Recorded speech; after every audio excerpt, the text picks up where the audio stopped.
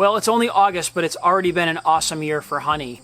I've got 5 supers in here, plus a few extra frames that I'm going to spin today. And then I'm going to take those frames and get the backup on the hives because our goldenrod is about to open up and we still have our fall flow ahead of us. So I just pulled out the extractor. Let's get going. So these are the frames that I pulled over the last few weeks. And since it's only August, that means that these were harvested by the bees and filled and capped in June and July. So a lot of this is probably milkweed and dandelion and those kind of flowers. And if you remember last year, we harvested 17 total frames, and that was including the fall flow. So we had 14 medium frames and 3 deeps at the very end of the season.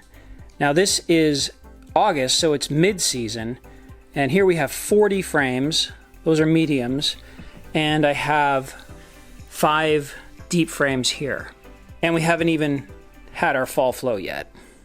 All right, quick explanation of the tools I'm going to use today. This is an uncapping fork. This is what you use to pull the caps off of the frames that don't get cut by the knife when you slice your caps off of your honey. So uncapping fork is very, very handy. This is just a cold knife. It's a double-sided serrated knife. I got the cheapest one I could find on Amazon. This is my sort of hacked together uncapping tank. And what I did is I found these cool bins. They're called, the company's called Schaefer. You can find them online, just Google. These are food safe bins and they're all different sizes and shapes. But the cool thing is they nest together. So I got a whole bunch of these. They slide together, they're like Legos, so you can stack them in different configurations and be creative with them. I just took this one here and cut the bottom out of this one, and I then chopped up a queen excluder. That has the bottom cut out. Queen excluder fits in there and just sits like that.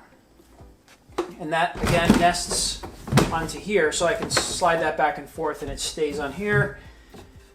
This is a piece of oak with just a screw drilled through it, and I cut out some notches that fit this tank so that that fits just like that perfectly. Put my frame here. I'm going to slice the caps off and they're going to fall through here and get caught in the queen excluder. The honey will drip through, and then in the end I'll have this tank will have a good layer of honey on it, which I will then pour into the extracting bucket. It'll go through the sieve and then go right into the honey. So all this is clean, it's food safe, and it's super sturdy. These are really solid bins, so I really like them. All right, I'm going to start with one gorgeous deep.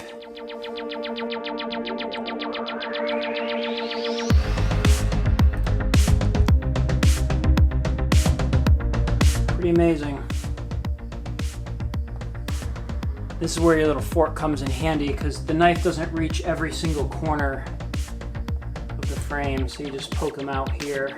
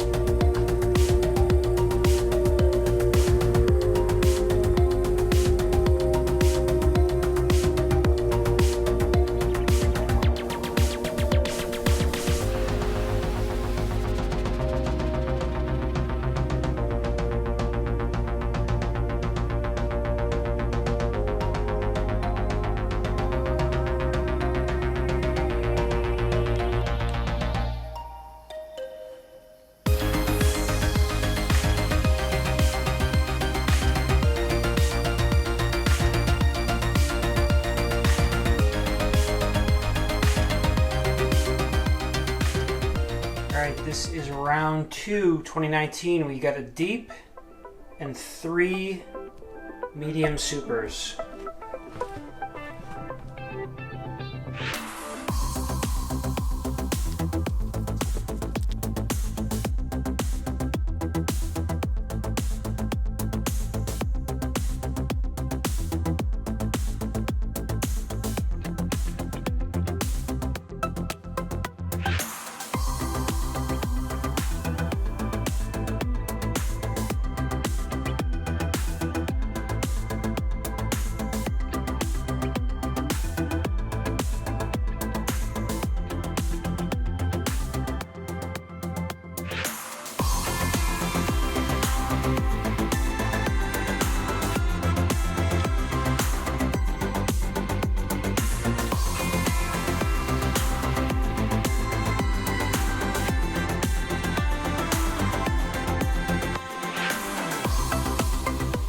All right, there it is. That was 2 full nights of extracting.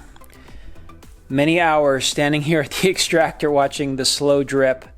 But in the end, for this round, we got 270 pounds of honey. And that's from roughly 9 supers, including 1 super which I separated from all the rest. This is 2.5 gallons of Balboa honey. So that was separated from all the other supers, and that is my special reserve for 2019. That was in the hive before Balboa passed away, so I'll be saving that one. And yeah, so that's it for round 1 summer honey, and now this is the fall harvest. So we've got about 9 or 10 more frames, or supers, to spin. So that's coming up on a future video. The extractor is going to be getting a lot more work. So stay tuned, and I will see you guys on the next one.